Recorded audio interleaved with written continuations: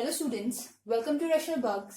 आज हम कंटिन्यू कर रहे हैं NCERT class 9th exercise 1.5 exercise based exponents पे। लॉज ऑफ एक्सपोनेंट्स की वीडियो में पहले बना चुकी हूँ। अगर किसी को भी लॉज में प्रॉब्लम है, 8th क्लास में पढ़े हैं, तो वो पुरानी वीडियो देख सकता है। ठीक है, स्टार्ट करते हैं क्वेश्चन नंबर 1 से, विच इज फाइंड। हमें फाइंड करनी है value of 64 to the power 1/2। एक बात हमेशा ध्यान में रखनी है, जब भी पावर फ्रैक्शन में होती है तो इसका कुछ ना कुछ जो भी बेस नंबर हमारे पास होता है उसे हम स्प्लिट कर सकते हैं, उसके हम फैक्टर्स कर सकते हैं और ऐसे कर सकते हैं कि ये पावर कैंसिल हो जाए। ठीक है, ऐसा हमेशा सोच के देखना है। जैसे देखो अब क्या है, डिनोमिनेटर 2 है तो 64 को हमें ऐसा बेस में लिखना है कि पावर 2 आ जाए। ठीक है, तो हमें पता है 64 8 का स्क्वायर होता है, तो इसे लिख सकते हैं 8 की पावर 2 और इसके ऊपर पावर 1/2। ठीक है, इसे 8 का स्क्वायर लिखा है बस। ओपन करते हैं, 8 square multiplied by 1/2। Power law होता है सेम बेस पे दो पावर्स होती हैं तो आपस में मल्टीप्लाई होती हैं। 2 and 2 कैंसिल, आंसर इज 8। बिल्कुल सिमिलर नेक्स्ट है। इस बार हमें 32 को ब्रेक करना है ऐसे नंबर में जिसकी पावर 5 हो। ठीक है, अगर नहीं आता है ब्रेक करना तो प्राइम फैक्टराइजेशन करके देख सकते हैं। 2 से 16 टाइम, 2 से 8 टाइम्स एंड सो ऑन।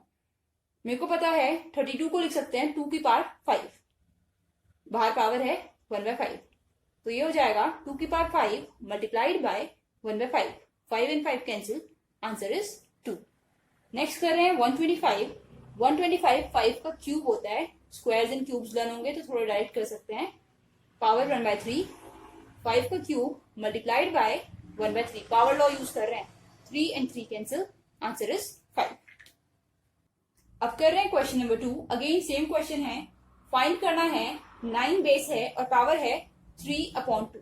ठीक है, सबसे पहले देखना है डिनोमिनेटर कितना है, 2 है, तो 9 को ऐसे बेस में लिखो जिसकी पावर 2 बने। हमें पता है 9 3 का स्क्वायर होता है। ठीक है, और बाहर पावर चल रही है 3/2। क्या कर सकते हैं, 3 का स्क्वायर मल्टीप्लाइड बाय 3/2। हमेशा मल्टीप्लाई होती हैं दो अगर पावर्स होती हैं एक ही बेस पे।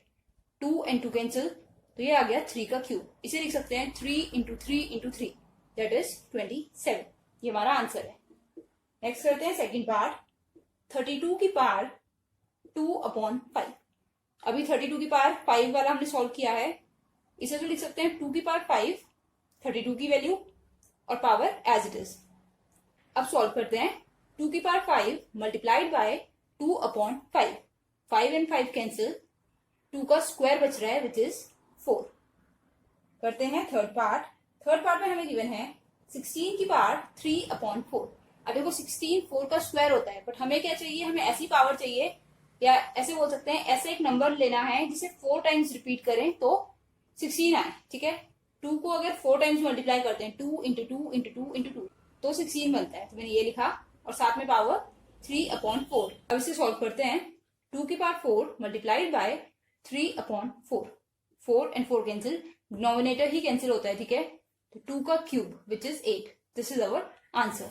कर रहे हैं इसी का last part which is 125 raised to the power -1/3। तो 3 डिनोमिनेटर है तो हमें ऐसा नंबर लिखना है जिसकी पावर 3 करें तो 125 आता हो, साथ में ये 1/3 एज इट इज। ठीक है, जिससे स्क्वायर क्यूब्स वगैरह लर्न नहीं है वो प्राइम फैक्टराइजेशन कर सकता है। 125 के प्राइम फैक्टराइजेशन करोगे तो 5 into 5 into 5 आएगा। ठीक है, तो 5 का क्यूब। सॉल्व करते हैं। 5 की पावर 3, साथ में बाहर है -1/3। 3 से 3 कैंसिल, तो आंसर आ रहा है 5 की पावर -1। जब भी पावर नेगेटिव होती है तो हम उसे 1 या उसे रेसिप्रोकल कर सकते हैं। ठीक है, ये ध्यान रखना है। अब कर रहे हैं last question which is question number 3, simplify. Simplify करना मीन्स लॉज यूज करने हैं एक्सपोनेंट्स के जो भी हमने पढ़े हैं। ठीक है, सबसे पहले देखो 2 की पावर 2/3, ये डॉट मल्टीप्लीकेशन के लिए होता है। 2 की पावर 1/5। जब सेम बेस हो तो पावर्स ऐड होती हैं। ठीक है, ये हमारे पास प्रोडक्ट लॉ है। एक ही बेस पे दो अलग अलग पावर्स होती हैं तो वो ऐड हो जाती है, दैट इज 2/3 प्लस 1/5। इसे एलसीएम लेके सॉल्व कर सकते हैं। 2 की पावर 3 और 5 का एलसीएम आ जाएगा 15। 3 5 टाइम्स, 5 3 टाइम्स, तो 5 into 2 is 10 plus 3। आंसर हमारे पास आ रहा है 2 raised to the power 13/15। ये हमारा आंसर है। नेक्स्ट कर रहे हैं 1/3 का क्यूब और होल की पावर है 7। ठीक है, पावर अगर होल पे होती है तो डिस्ट्रीब्यूट हो जाती है। एक बार 1 के साथ 7 आ जाएगी पावर, और 3 क्यूब के साथ भी पावर आ जाएगी 7। ठीक है, 1 की पावर कितना भी हो आंसर 1 ही होता है। और एक ही बेस पे दो पावर्स होती हैं, अभी क्वेश्चन नंबर 1 में कर रहे थे तो मल्टीप्लाई होती है, तो 3 इंटू 7 इज 21। यही हमारा आंसर है। नेक्स्ट करते हैं 11 की पावर 1/2, 11 की पावर 1/4। देखो 11 यहाँ पे भी है, 11 यहाँ पे भी है, ठीक है, बिल्कुल सेम इसकी तरह हो रहा है। ये मल्टीप्लीकेशन में था, ये डिवीजन में है, इसमें डिवाइड करने के लिए बोला है। जब भी डिवाइड में हो और सेम बेस हो, ठीक है, बेस का तो ध्यान है ना, हम किसी भी नंबर को इस फॉर्म में अगर लिखते हैं तो ये बेस होता है और ये पावर होती है, ठीक है। यहाँ ए बेस है तो यहाँ 11 बेस है दोनों में, और डिवाइड में है तो माइनस, तो पावर्स माइनस हो जाएंगी, ठीक है। मल्टीप्लीकेशन में सेम बेस है तो पावर्स ऐड, डिवीजन में सेम बेस है तो पावर माइनस। 11 ये 4 हो जाएगा, 2 - 1, तो 11 की पावर 1/4, ये हमारा आंसर है। लास्ट कर रहे हैं 7 की पावर 1/2, 8 की पावर 1/2। अलग अलग बेस हैं और कॉमन पावर है, ठीक है, तो पावर को कॉमन ले लेते हैं ऐसे 1/2, ठीक है। आपस में रिलेशन मल्टीप्लीकेशन का है तो 7 × 8 दैट इज 56 की पावर 1/2। इसे आगे सॉल्व नहीं कर सकते हैं, इसलिए इतना ही रखते हैं। बुक में इसका आंसर नेगेटिव पावर में दे रखा है, ये नेगेटिव वाला याद रखना है।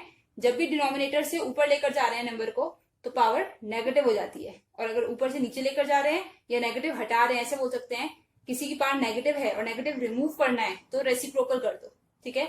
और अगर नेगेटिव लगाना है तो वापस इसको इस फॉर्म में कन्वर्ट कर सकते हैं। रेसिप्रोकल करके नेगेटिव हटा भी सकते हैं और लगा भी सकते हैं।